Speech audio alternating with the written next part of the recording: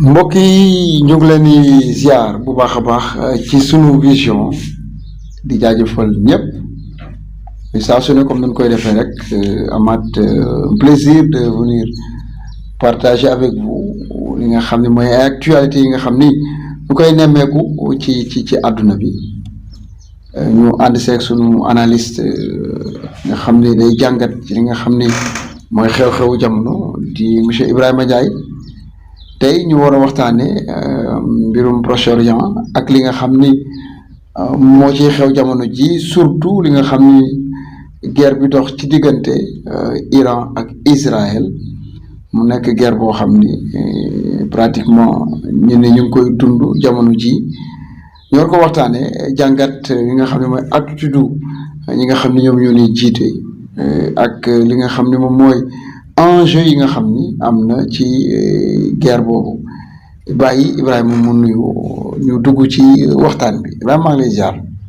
waaw jo maa ngi lay nuyu bu baax di la ziar di am mbégte jàkkaarloo waat ak yéen fii ci suñu vision Loyal di Jolof le premier chaîne numérique boo xam ne ñu ngi koy implanté fii ci Jolof di am mbégte bu baax a baax encore rejoindre leen ci plateau bi di nuyu aussi di gërëm ñi nga xam ne ñoom ñooy techniciens yi ñoom ñëpp di jóg.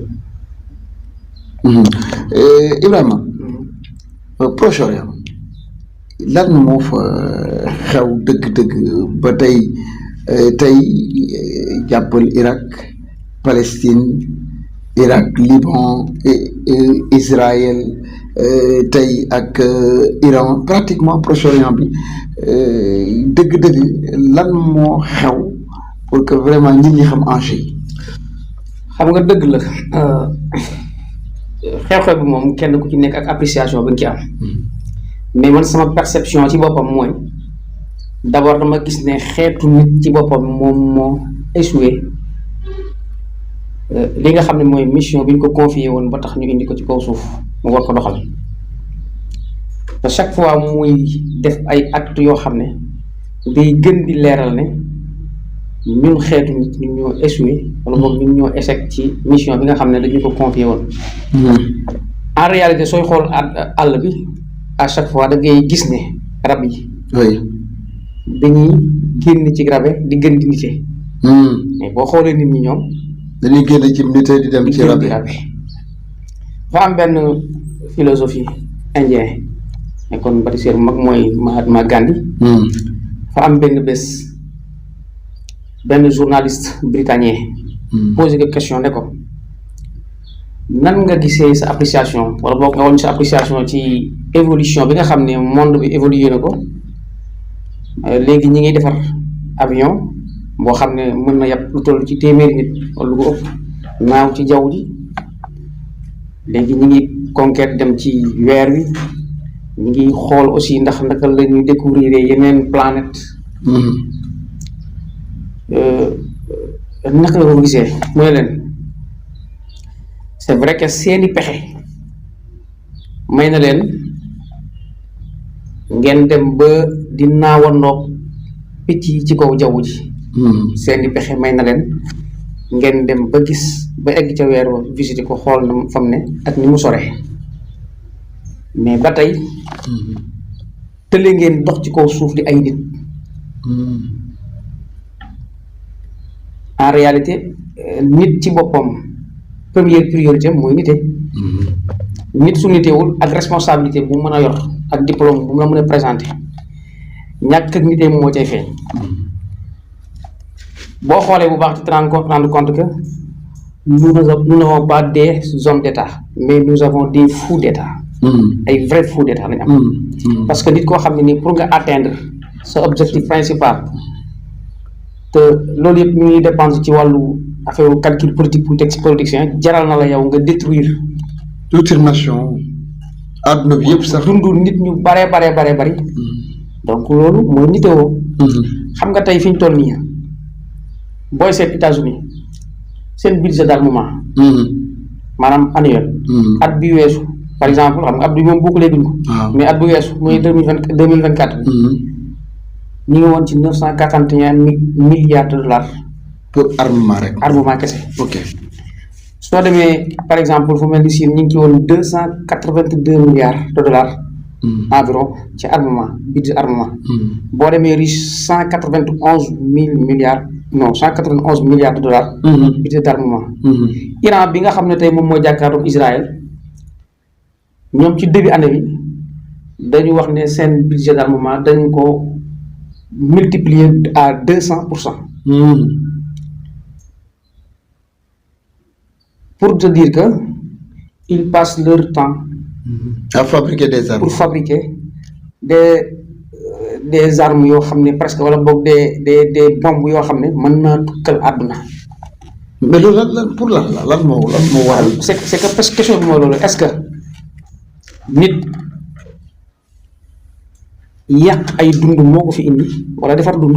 donc moo tax ma ne la ñun xeetu nit ñu nga échec ci mission bi ñu joxoon parce que lii ñu jël dépassé ko ci armement en réalité ñu ngi ko jëlee ci seen poosu wala boog ci ñàkku seeni population te kenn ku ci nekk ci ñii boo demee ci seen population nag bu fekk ay manquement et pourtant mataluñ ko ce qui est pire paradoxal mooy ONU Nations Unies dafa mel ni tey boo ko doon décortiquer comme moom mooy gouvernement monde bi. Nations Unies dafa am ay bànqaas yu bare yoo xam ne dañoo bootu ci moom. par exemple OMS. Organisation mondiale de la santé. nga xam ne fépp foo xam ne nii feebar feeñ na fa. ñoom ñuy ñëw réagir. ci façon bu nga xam ne mën na ñëw fexe ba feebar boobu dootu law. am na beneen branche bu ñu tuddee CPI nga xam ne ñu ngi wax Cour pénale internationale. nga xam ne lépp képp koo xam ne da nga def crime de sang. fekk nga nekk chef d'état. wala nga nekk am dala ci pouvoir ñoom ñoo lay traqué. ñoom ñoo lay jugé. ñoom ñoo lay teg peine yi nga xam ne moo ci wax. mais am na aussi bu ñuy wax PNUD. d'ailleurs PNUD moom la le candidat pur. Habib Mamadou Dia jiite woon. mais bànqaas la boo xam ne mi ngi bokk ci ONU. mais PNUD moom mooy bànqaas bi nga xam ne bépp catastrophe mondiale bu am ci àdduna bi. ñoom ñoo koy gérer. ak lépp loo xam ne manquement la surtout ci wàllu développement. ñoom ñooy ñëw assister la. dimbale la ba teg la ci yoon. donc mais li ci paradoxal dëgg-dëgg mais gisa mooy les membres permanents. li nga xam ne ñoo nekk ONU. xam ne ñoom bépp dogal bu ñu fay jëlee. suñ ci d'accord du dem. muy les États-Unis. la Russie. l'Allemagne. le Grande-Bretagne. Grande-Bretagne. moom mooy dëkk yi la nga xam ne ci France gën a fës. exactement ba mu ci doole. bépp dogal bu fa jugee suñ ci d'accord du jàll. mais ce qui est paradoxal moom mooy boolem catastrophe bu am ci monde bi. seen loxo ngi ci biir. ñoom ñoo ko def. seen loxo ci biir. donc finalement. doo comprendre njëriñu Nations Unies. doo comprendre njëriñu kenn ci ñoom li ñuy woote doo ko comprendre. moo tax ma ne la nous n'avons pas des hommes d'État mais nous avons des fous d'État. bon léegi nag en réalité boo seetloo li tax guerre bi naqaree compliqué boog ci wàllum jàngat. parce que am na façon bu nga xam ne boo ko jàngatee doo ko comprendre bu baax. am na ñoo xam ne dañ koy jàngat delloo ko ci wàllu religion loolu jumte la. jotewul dara ak religion non non. du guerre religion. boo ko bëggee jàngat aussi tamit soo deful ndànk par exemple mën na la yóbbu ci beneen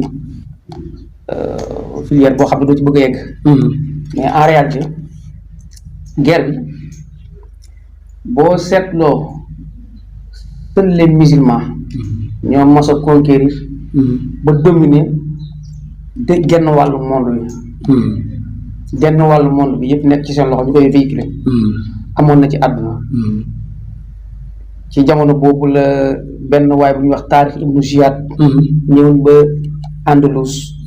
ñu koy tuddee Gibraltar tey. donc jabalu taarix lañ koy wax ci arab mais ñoom Gibraltar la ñu wax. mais ñoom ba Gibraltar bu yéeg ci kaw doj bi mais su ma xamoon ne am na yeneen xeet yu nekk ci ginnaaw wala bu salaat bu wóoroon ne àdduna yemul fii. dinaa conquérir ba dugalaat ñeneen ci biir l'islam. mais malheureusement yàlla dogal na moom xam-xamam foofu day moom. si Gibraltar. jàppoon na ne àdduna foofu leen. donc ci jamono boobu musulman yi ñoo dominé wuñ. àdduna bi. bi ñu ñëwee nag ba 14e ou bien 13e siècle. bi ñu xawee sàggan tuuti ba le monde musulman tas. mu def ay état par état. xëccoo yi bari. ci la anglais yi daw positionné wu. en réalité boo seetloo gis nga les plus grands pays yi nekk asiatique yëpp.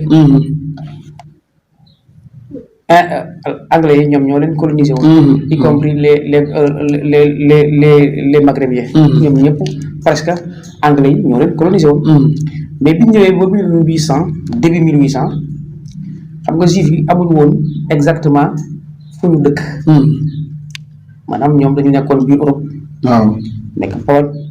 nekk Autriche. Allemagne. Angleterre. France Espagne partout en Europe. léegi nag ñoom yàlla dafa dogal ñu nekk nit ñoo xam ne dañu structuré. waaw. ñoo ngi leen di gisoon noonu ñoom. organisé wu. exactement duñ jaxasoo. ñoom duñ jaxasoo mais aussi fu ñu dem dañuy fexe ba téye économie réew mi. fexe ba lu ñuy tuddee industrie day dafa nekk ci seen loxo. dañuy enrichir bu baax a baax. moo tax nga bokk ci ñoom am dara dafay la yomb. moo taxoon xamuñu woon ci ñoom parce que daanaka ñàkk. dañu bëri xaalis. ci jamono boobu nag dañu wax ak kilifa yi nga xam ne vers 1800 li may wax nii. dañu wax ak kilifa yi nga xam ne ñoo nekkoon Angleterre. kilifa yi promettre leen ne leen dina leen wutal benn terre boo xam ne fa la ñuy dem. créer fa lu ñuy tuddee état hébreu bi. donc yàlla def ñu nekk ci noonu di jàngat kilifa yi nga xam ne ñoo nekkoon ci Angleterre di jàngat stratégiquement géopolitiquement fan lañ leen war a mën a. casé positionné wu. exactement. bi nga demee nag bi nga xam ne ay boori 1920 21 30 40 ñu ci bari ci ay. réew dañu créer ay indépendance.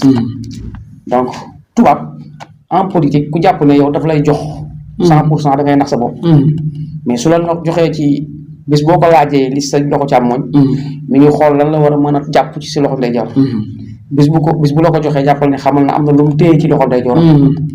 moo tax ñun ñëpp dañu créer indépendance mu jox leen indépendance mais ci biir jox bi. bi mu leen joxee ba pare xam na ne am na lu ñuy tuddee colonisation bi nga xam ne day dellu ci wàllu psychologie. colonisation moderne bu bees. physiquement amatul. comme ni ñu ko xamee woon. mais moralement ba tey ñu existé. comme ni France demee ak ñun suñu réew yi. donc Angleterre xam na ne joxe lépp loolu du arrangement. moo tax am na ay stratégie yoo xam ne duñ ko dawal moo tax bi Hitler ñëwee ba rey